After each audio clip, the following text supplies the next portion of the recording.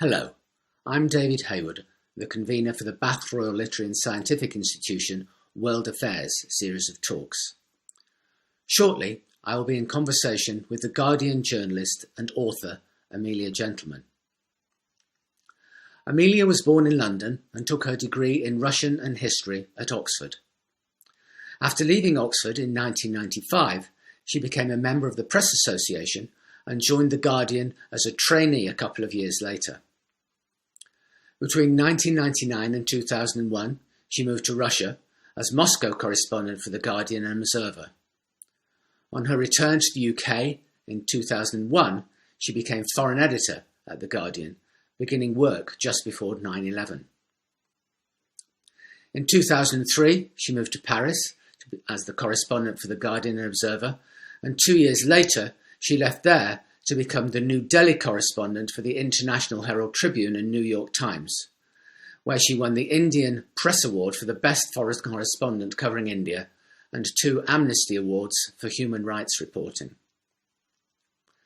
In 2009, she returned to the UK to work at The Guardian, where she has mainly written features concerning UK government policy. She has received numerous awards for her work, including the Orwell Prize in 2012, for a series of articles chronicling what the judges termed the most difficult places in our society, the Britain of benefit fraudsters, benefit dependents, the carers of our elderly, and institutions for young criminals. She was named Journalist of the Year in 2018 and Print Journalist of the Year in 2019. Most recently, much of Amelia's work has been focused on the impact of HMG immigration policy on elderly, Caribbean-born, long-term UK residents. This exposé had a consequential impact on the government, leading to the resignation of the Home Secretary, apologies being issued, and policy changed. It also gave rise to her book, The Windrush Betrayal, which was published in 2019. Good morning, Amelia. How are you today? Hello, I'm fine. How are you? I'm great. It's wonderful to have you join us for these conversations. Thank you very much for your time. It's great to be here. I'm looking forward to it. Okay, good. So where are you actually talking from today? I'm in Camden in London. I'm working from home because the Guardian offices are closed at the moment. Okay, so they're all closed. Nobody going in there at all? Just a handful of people, just a handful of editors, yeah. Yeah. And, you know, this is clearly something that's affecting everybody in the country. We're just hoping that we manage to escape another full lockdown, I suppose. Yeah, we'll have to see what happens, yeah. Yeah. Are you working out of the house at all at the moment? A bit, yes. I'm going to the Old Bailey to cover a case that's going on at the moment. So I am a bit out of the office, yeah. Okay, good. Let's talk a little bit about your earlier life and how you got into journalism. To start off with, you studied Russian and history at Oxford, but did you always want to be a journalist?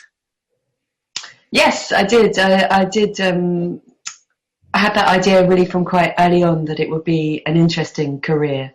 And I was the school newspaper editor, and then I worked on the university newspaper. And when I was in Russia, I worked on a English language newspaper in St. Petersburg in the early 1990s as a student. Okay. So yeah, I kind of had for a long time the idea that it would be an interesting thing to do. Okay. In an earlier one of these conversations, when I was speaking to Barton Gelman, he also was the editor of the school newspaper, but he got thrown out of school for reporting on stuff that the school didn't want reported on. You didn't have any such exciting times? No, I'm sure our publication was very, very tame. Yeah, nothing to worry the authorities. Okay, so when you finished at university in 1996, you joined the Press Association. What kind of work were you doing then? I was a trainee with the Press Association, and it was a great job. I did quite a lot of time working in the House of Commons as a gallery reporter. It was great. Yeah, really, really good. So what is a gallery reporter? I've, like many people, have visited the House of Commons. Does it just mean you sit in the gallery? So gallery reporter is kind of the lowest rank of political reporters, and I think you only have a partial access pass that allows you to sit in the gallery, and you have to take shorthand notes of the debates. So sometimes it was fascinating, and sometimes it was extremely tedious. Okay, so you worked for the Press Association for a while, and then you joined The Guardian. How did you end up at The Guardian? As part of my training, they sent me from the Press Association to The Guardian for a month exchange, and I applied for a job soon after. Was taken on as a trainee reporter by The Guardian. It was great. I was really lucky to get a job there. As part of this slide set, I've included a reference to your pages at The Guardian. Are some of your early stuff on there still? I'm not sure. I imagine. I haven't looked for a long time, but yes, I'm not sure when the archive goes back to online, but quite possibly. Okay. Do you remember what sort of things you covered for The Guardian at that point? Were you already interested in social matters? I think when I first started there, I was a general reporter, and so you just get asked to do whatever comes up on the day. So I imagine a huge range of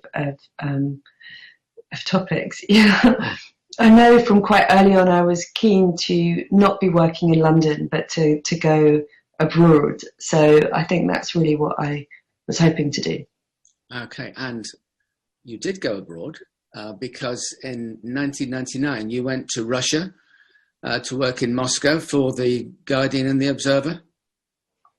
Yeah, that's right. So I was really, really lucky to be able to use my Russian, and I went to be the number 2 in the Moscow office, just around the time that Putin was coming to power in Russia. So it was a really interesting time to be there. Okay. You worked in Russia for a couple of years? Yeah. Okay. And then you went back to The Guardian. And then after a spell at The Guardian, you went out to Paris to work as the Paris correspondent. Yeah, no, it was great. Yeah, really, really wonderful. And I was there probably for 2 years, I think. And then I left, and I left The Guardian to work for the New York Times and the Herald Tribune in Delhi, where I was for almost 4 years. So I do think, I really, really loved my job, but I think I've had a really incredibly lucky time to have spent so much time working abroad. And I was quite worried afterwards when I came back to England that it would be boring by comparison, but actually quite the reverse. Okay. But whilst you were in India, you actually won a couple of prizes. You won the Ramnath Goenka Prize for Best Foreign Correspondent. This obviously seems like a very important award.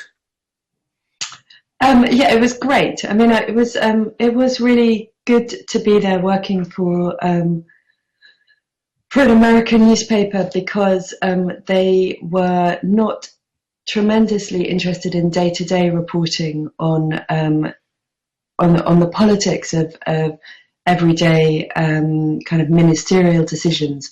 I was much more there trying to kind of look at more thematic issues, and so I had a lot of freedom to choose topics and to spend a long time reporting on them.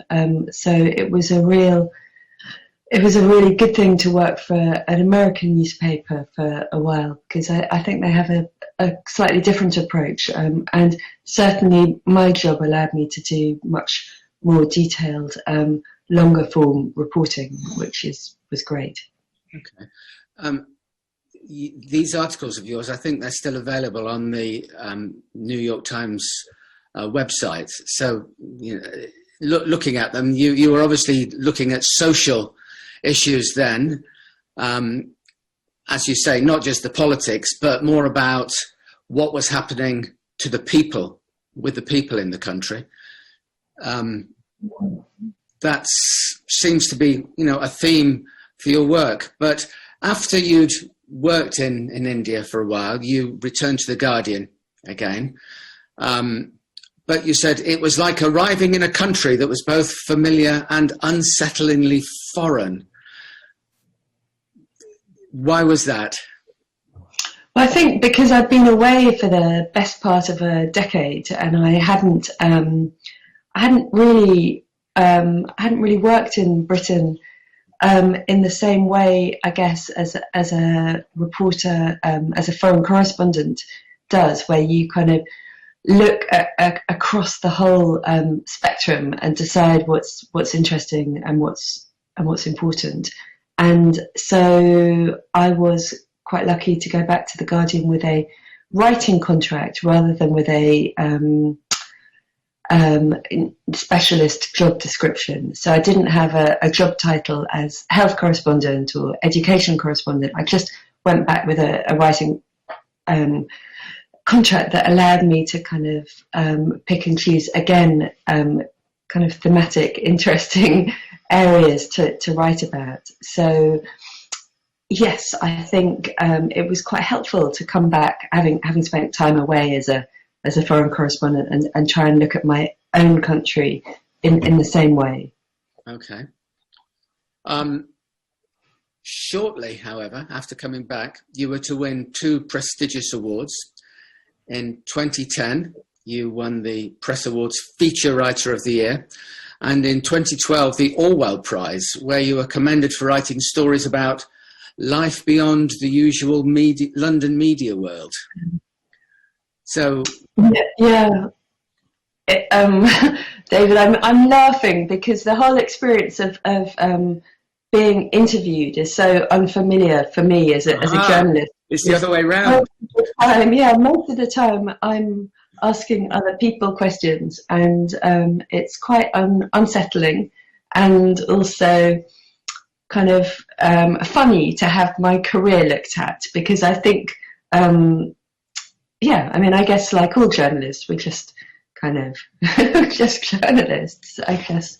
Yeah. Anyway, it's great. And yes, so my job became a job about looking mainly at the impact of government policy, not in Westminster, but on the people that it was designed for. So around 2010 onwards, there was a lot of reform of key bits of social policy, particularly around kind of benefit reform. And I spent a lot of time looking at that in detail, but not really from a Westminster perspective, but traveling a lot around the country and talking to the people who were affected by those bits of policy change. Mm. So yeah, that's what I spent a long time doing. Yes, I just get a feeling that you're being much too modest in terms of, I'm just a reporter. You've had a big impact on so many areas, and I think that people recognise your contribution and everything, and we will come to more about that a little bit later on. So you have mentioned that what you write about isn't really news, and you've kind of been referring to that, I think, just now. Mm. But things that are hidden by their banality. How do you select and breathe life into these subjects and make them important to the public, because you have made things important to the public that they haven't known about, but also viable for your paper? Well, I spent a really long time, for example, looking at the reforms to disability benefits that were brought in from 2010 onwards, and it was clear quite quite soon that a lot of people were being reclassified by a computer algorithm as fit for work, when actually they weren't at all fit for work, and they were seeing their benefits reduced dramatically as a result. I think that the more that the further into the subject that I went, and the further I was able to write about it, the more fascinating it was, and the more accessible it was in a way to readers, because these are incredibly complex and, on the surface, you know, potentially quite head spinning and possibly tedious bits of you know, bureaucracy or computer algorithms. And at the time, there was a huge stigma being created by the right-leaning media about benefits and about people who were claiming benefits. And there was this kind of picture of people on sickness benefits that was so far removed from the experiences of the people that I was talking to and interviewing, that it was felt like a really, really important subject to be writing about. And I think it was, you know, clear that it was quite a life and death theme to look at, because a lot of people who had gone through the new testing system, which was called the Work Capability Assessment, had been found fit for work, and you know, some of them had terminal cancer, some of them died shortly after being fit for work, but they had seen their benefits removed before they did so. So in a way, it wasn't a difficult subject to get on the pages of the newspaper, because it was incredibly important. Okay. Moving on a little bit to perhaps the subject area that you're best known for now. You got involved with looking at the devastating impact of the government's immigration policy on people who came from the Caribbean in the 1940s and 50s to live and work in Britain. How did that all kick off in the first place? So I was writing a bit about Home Office policy and immigration policy. I spent a lot of time looking at how the Home Office was dealing with the flow of refugees, asylum seekers and migrants who were coming into Britain via Calais, and I'd spent a lot of time reporting about that. And I was in touch with a lot of refugee and migrant organisations as a result, and what was asked by one of them to interview a woman called Paulette Wilson, who had been in Britain since she was about 10. She was probably 61 when I met her, and I was asked to talk to her by this charity in Wolverhampton, because she had been classified as an illegal immigrant despite having lived in Britain for 50 years, and had been arrested and taken to Yarlswood, which is a notorious women-only detention centre. And she'd been booked on a flight back to Jamaica, which was a country she hadn't visited in half a century. So, I mean, on the kind of facts alone of that situation, it felt like it merited an article. I was able to go and see her because she was released from Yarlswood at the last moment with the help of her MP. And I went to interview her. We published a piece about her really kind of extraordinary treatment. So she was somebody who had a daughter here, she had a granddaughter here. She'd worked and paid taxes all of her life. She'd worked for a while in the House of Commons as a canteen worker, and had apparently done nothing to provoke an arrest. So yeah, it was a really startling story. And she didn't understand why she'd been classified as an illegal immigrant when she'd lived here all her life. And importantly, having come here before the new immigration rules in the 1970s. Well, yes. I mean, I think at that time, I wasn't at all clear about what the significance of having come here before 1973 was.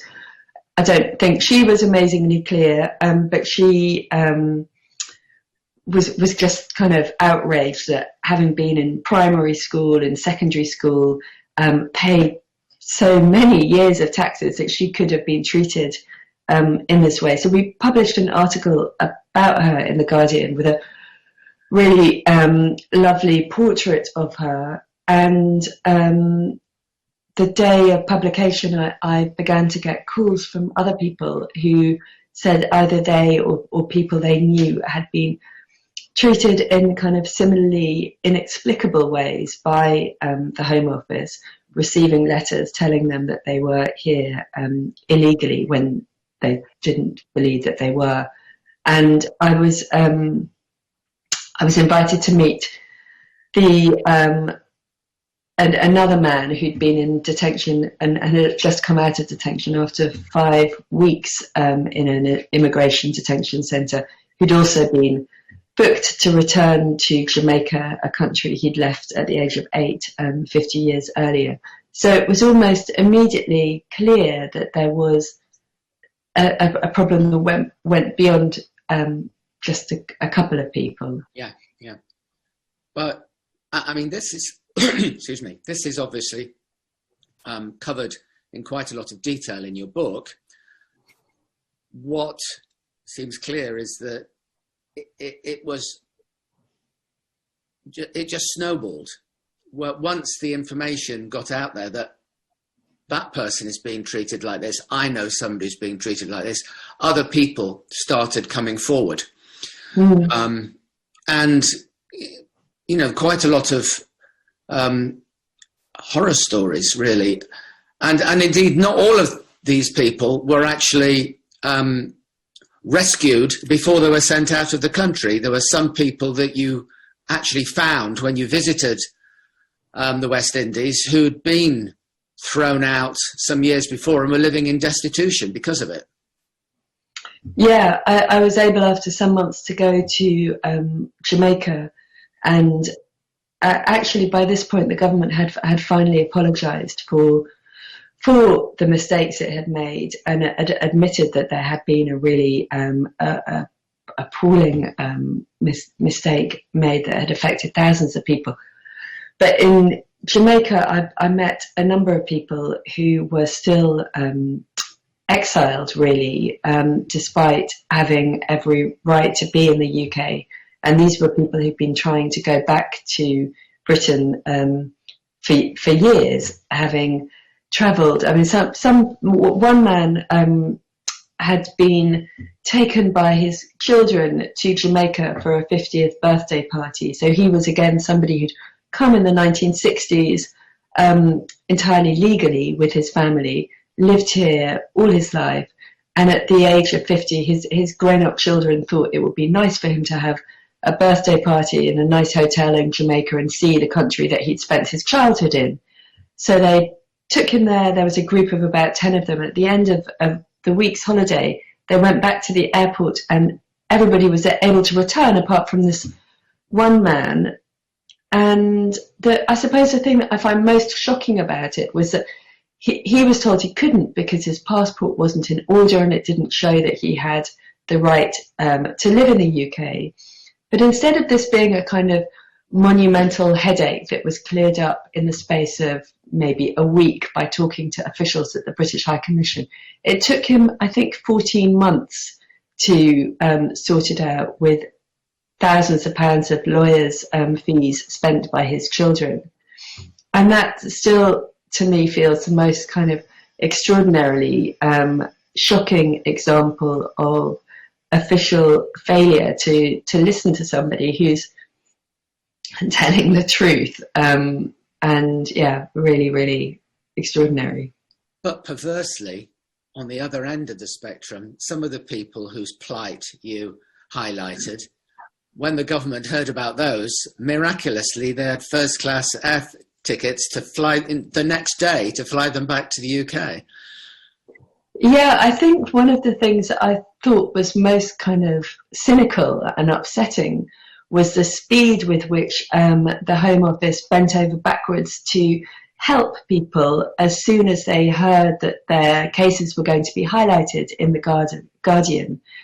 So again and again, I'd call up the Home Office because as a kind of matter of protocol, whenever you're writing a piece about somebody, you have to go, if they're claiming that the government department has mistreated them, you have to give right of reply to the Home Office.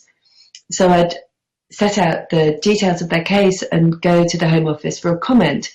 And within days and sometimes within hours of that phone call, the individual would have finally some unexpected contact from the Home Office. And, you know, often they've been trying for years to explain to the officials at the Home Office that they weren't here illegally and that their papers were absolutely in order.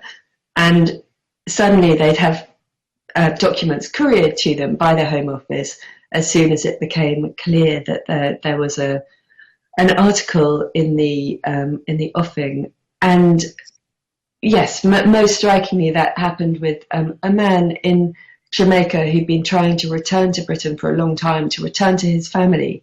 And I met him, and he was living in a roadside shack, and really in the most kind of extreme circumstances of destitution. And about 3 days after that interview, he was sent a first-class ticket back to Britain, which said £1,300 on the ticket. I mean, it was extraordinary. Mm. Yes, absolutely. Now, at the end of your investigations, the government made some changes, and it promised to make further changes in terms of immigration. And of course, the Home Secretary at the time resigned. And it looked like, you know, things were moving in a reasonable direction. But it doesn't really seem to have been fully resolved. Only recently, I think about a week ago, you were writing in The Guardian again about cases where people's rights hadn't been properly observed, and, you know, the changes that were promised hadn't been made. Yeah, so I mean, I think it's quite a complicated picture, and there are some really, really positive things that have happened. So I don't want to be too bleak, because some really, really good things have happened as a result of the government's apology. And the most notably good thing that's happened is that over 12,000, I think it's getting close to 13,000 people now who previously were in a kind of grey area around their immigration status have been given documents proving that they are British citizens and that they always were British citizens.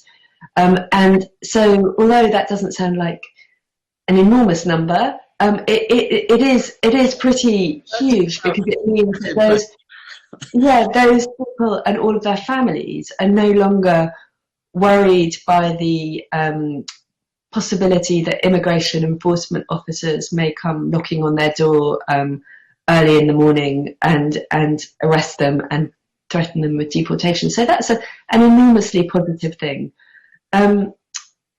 The Home Office has promised repeatedly to begin. Oh, I'm sorry. I think that's a strange noise on the computer. The Home Office has made repeated promises to begin a wholesale reform of its culture, and to turn itself into a body that is compassionate and fair.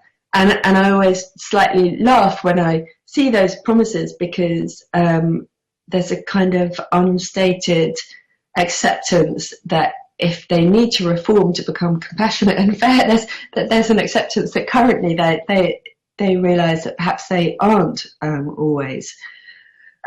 So we've had now 3 consecutive Home Secretaries, Amber Rudd, Sajid Javid and Priti Patel, making those promises of comprehensive reform, and we've had 2 Prime Ministers expressing regret about what happened and promising to do right by the Windrush generation. And in terms of documentation, things have looked very positive. But in terms of both that process of comprehensive reform and also the swift paying out of compensation to those affected, that hasn't happened in any way nearly to the extent that was promised or that those affected have hoped for. So I think it's only around 160 people, I think, have received compensation. So, yeah, I mean, the government said there would be a pot of anywhere between 200 million and 570 million pounds that they thought that they might have to pay out in compensation. And so far they've paid out only $1 million.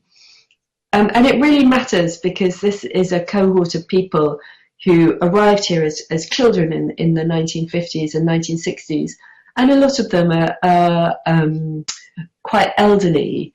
And so there's a real kind of imperative to get compensation paid quite quickly, which, yeah, hasn't yet been met. Yes. I mean, these people's lives were devastated. We talked about the ones who actually were arrested and the ones who were sent back to the West Indies. But many of them lost their jobs, their homes, were sofa surfing for extremely long periods of time because, they had nothing because, they'd lost all of that. And much of this because the government had actually kind of outsourced the responsibility for enforcing immigration policy to employers and the like. And so even employers who really felt, this person's been working for me for years, they do a good job, nice person, they had to sack them because they didn't have the proof. As you said, they were all British citizens. And because they were British citizens, they didn't have the proof. I don't have proof that, not on me, that I'm a British citizen. Everybody believes it because, I've got paperwork that goes back. But many of these people had lost their paperwork or, a stamp in your mother's passport from the 1960s is not something that you're probably going to remember to keep.